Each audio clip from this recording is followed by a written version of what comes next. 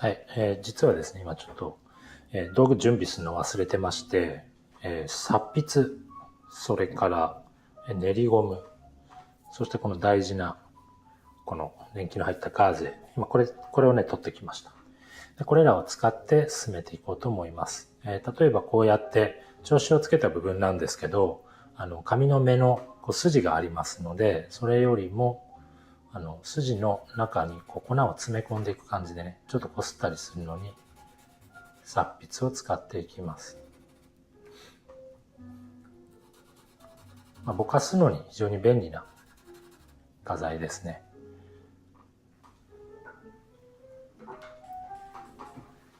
はい、あとは、練りゴムですね。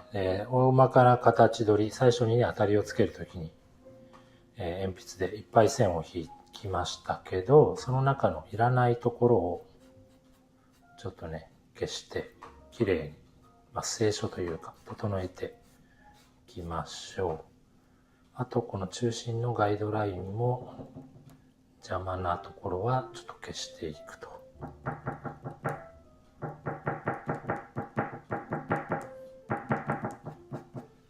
はい、こんな感じですかね。であんまり筆圧を強くしすぎないように気をつけています。はい、こんな感じでいきましょうか。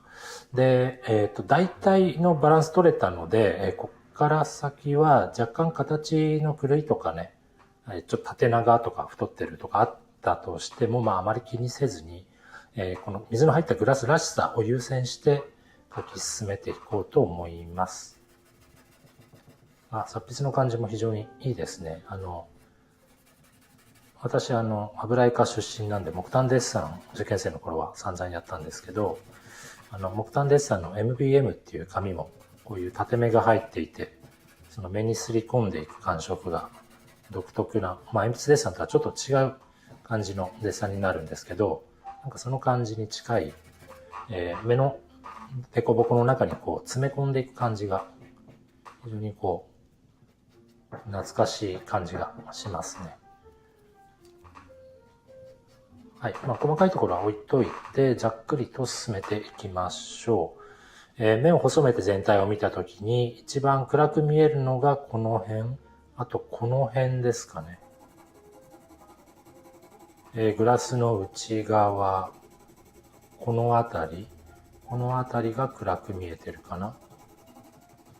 暗く見えてるところを暗く、鉛筆の腹を使って全体の調子を見ていきます。紙よりも暗く見えるところをこう狙って選んで調子をつけていきます。あとこの水面の部分は、この水面のこの断面というか、境界線よりも手前が結構暗く見えている感じですね。で、この辺り、レンズ効果というか、水の中の世界、結構形が歪んで見えていまして、この辺り暗く見えてるけど、そこの楕円は少し歪んで見えている感じですかね。こんな感じで。通常の底の形っていう楕円を描くのとは、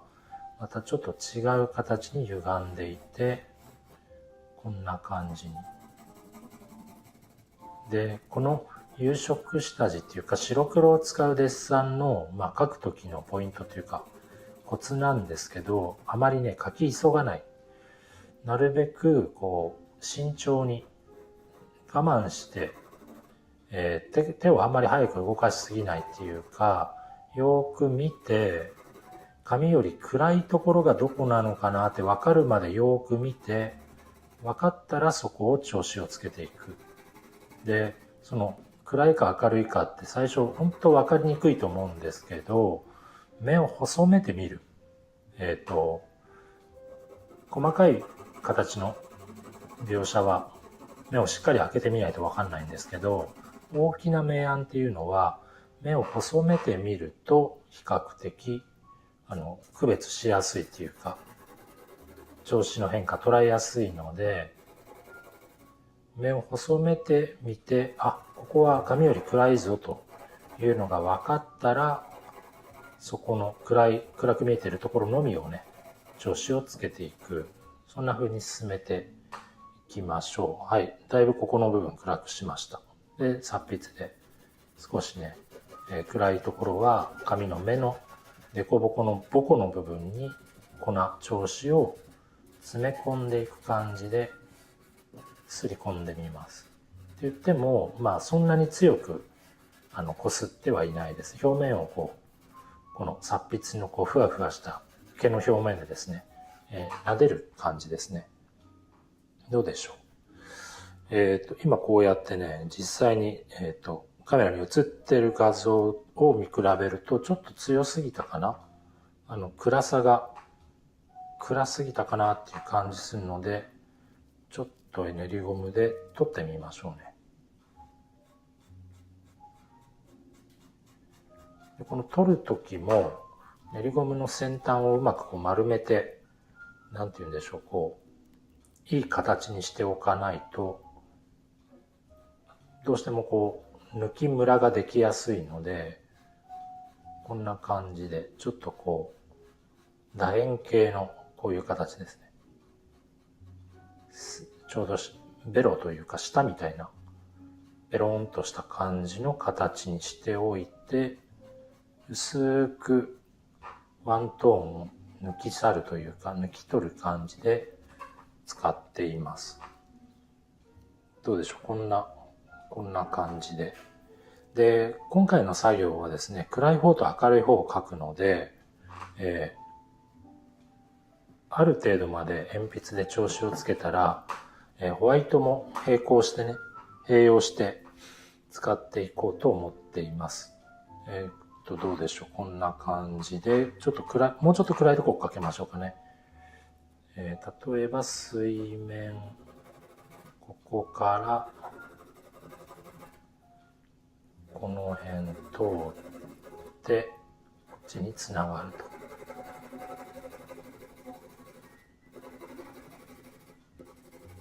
こんな感じ。左サイドも形をよく見ながら、形っていうのは暗い形ですね。暗く見えているその形をよく見ながら、鉛筆の先を使って調子をつけていくと。で、あまり筆圧を強くしすぎないで、柔らかいトーンで、ハッチングですね。線を束にして調子を乗っけていきます。はい、ちょっとガーゼで撫でてみましょうか。大きな面積はね、擦筆よりもガーゼの方が手早くていいです。はい。で、例えばですけど、この、左サイドのエッジを見てみましょう。ここは多分、バックの方が少し暗くて、この辺ですね。バックの方が少し暗くて、グラスの内側の方が明るく見えている。そういった境界になると思います。なので、ちょっとここはね、暗い方を先に少し調子をつけて、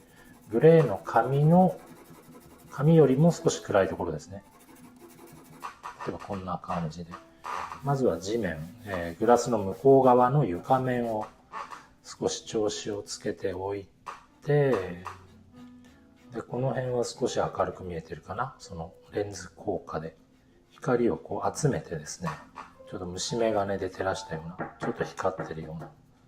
そういった効果が左後ろに向かってできているので、こんな風に抜いておいて、その次に内側、このグラスの内側ですね、を練りゴムで抜いて、こっちの方が明るく見えるように際を決めていきたいと思います。で、この部分はちょっとね、紙より明るいと思うので、後でね、ホワイトを使っていきましょう。で、ホワイトを使う場所に、鉛筆のトーンがついている場合は、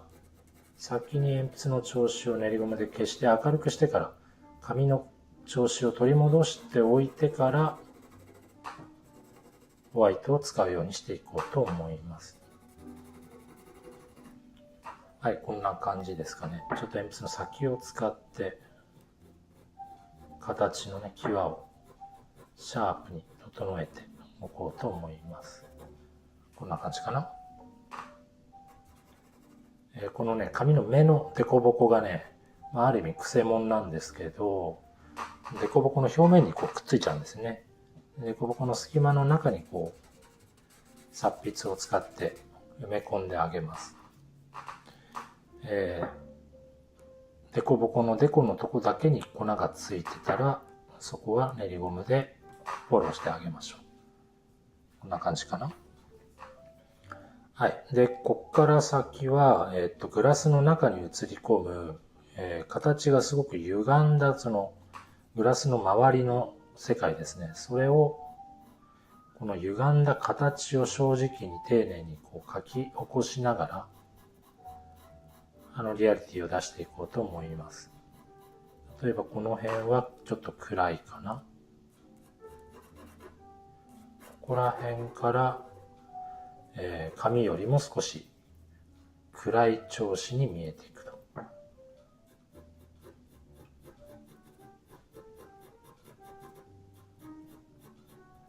ここは水面のエッジが少し立ってっていうのは、コントラストが強く見えている、より暗く見えているところなので、ここですね、鉛筆の先を使ってちょっと表現しておきます。エッジを、際をきっちり決めておきたいところですね。この辺までしっかりとエッジを決めておきたい。で、この辺りは結構歪んだ、ぐにゅっとこう、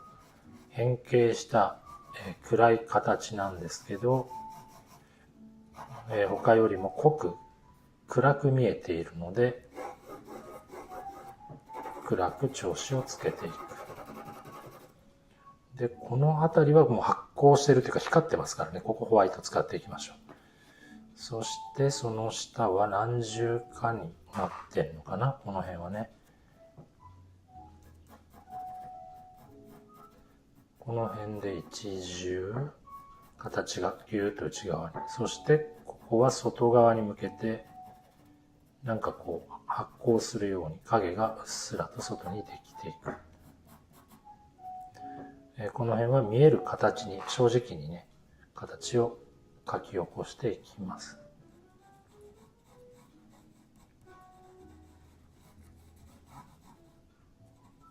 この辺はいくつかの光が集まって、もしくは影が集まって見えているところですね。こんな感じで。鉛筆の先を使って、ずっと 6B 使ってますけど、先を使って際を描いていきます。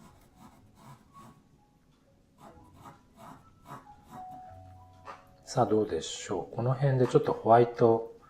使ってみますかね。コンテペンシルの白色を乗っけてみましょうか。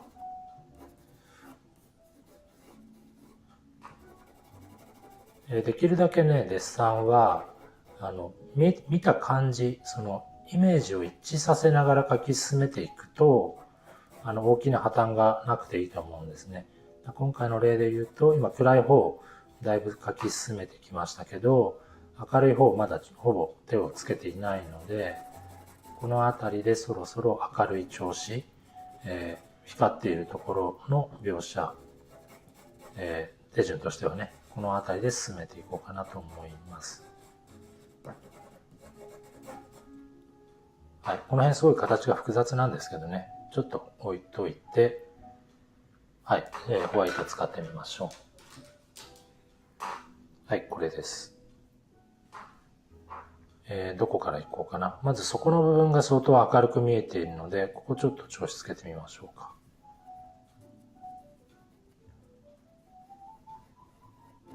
グレーの紙よりも明るいところのみ描いていきます。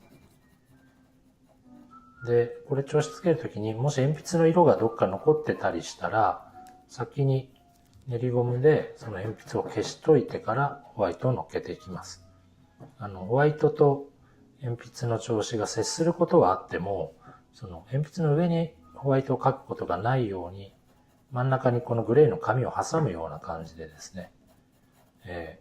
進めていきましょう。はい、大まかに調子をつけていきます。で、このくらいの筆圧だったら、結構練りゴムで後から消すことも可能だと思うので、ざっくりとですね、明るいところ、パッと見た時の印象に合わせて、全体的に調子をまずは明るい調子を乗っけていきます。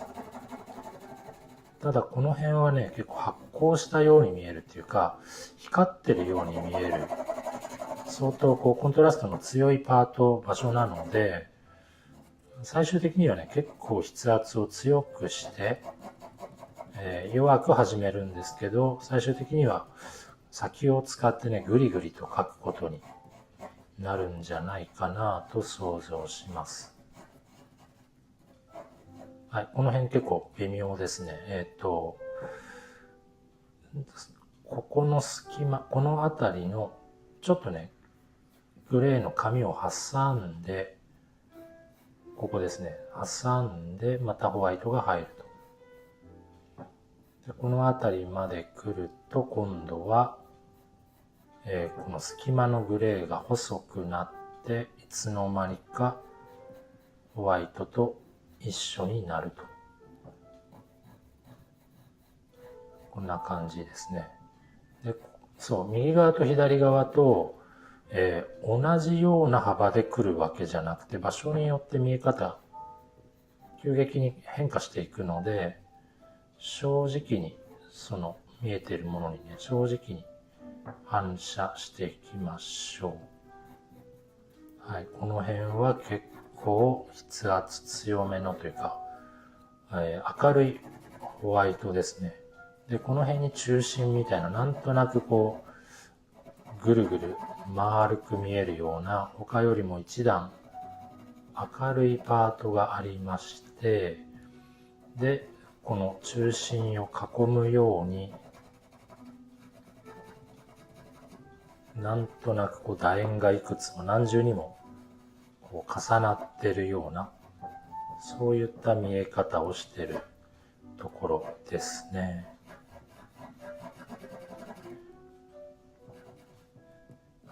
はい、少しずつ筆圧を上げて、ホワイトも徐々に濃く、明るく白く見えるようにしてきました。結構場所によっては塗りつぶして、グレーの紙が見えなくなるくらい強く、調子を乗っけていくところも出てきます。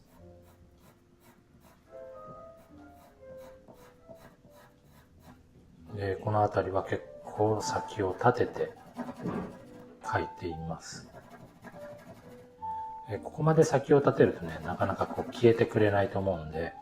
ここはもう消さずにこのトーン調子でいくぞって覚悟を決めたところはね、思い切ってこの先端、先を使って描写していきます。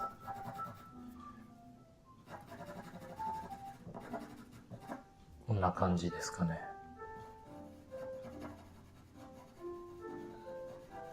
はい。だいぶ底の部分だけ明るく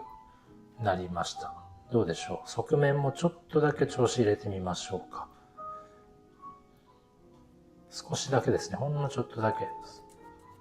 ホワイト入れてみましょう。ここはほんと控えめに、あまり入れすぎないというか、紙の色をなるべく活かすように、紙の色よりもちょっとだけ明るく見えるところなので、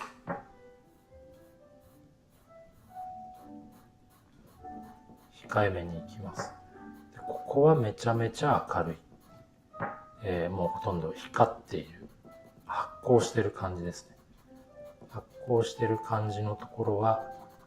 本来紙の白さよりも明るい部分って描けないんですけども、周りを一段階暗く描くことによって、ちょっと光ってるような表現できればいいかなと思います。あと、この辺りは、ちょっと形が複雑なので、両目で見てるとピントが合わない時あると思うんですが、そういう場面では片目をつぶって形を確認していきましょう。利き目でやっぱり形を見極めて見ていかないといけない場面結構出てくると思うんで、自分の利き目がわからない人はね、確かめておいてくださいね。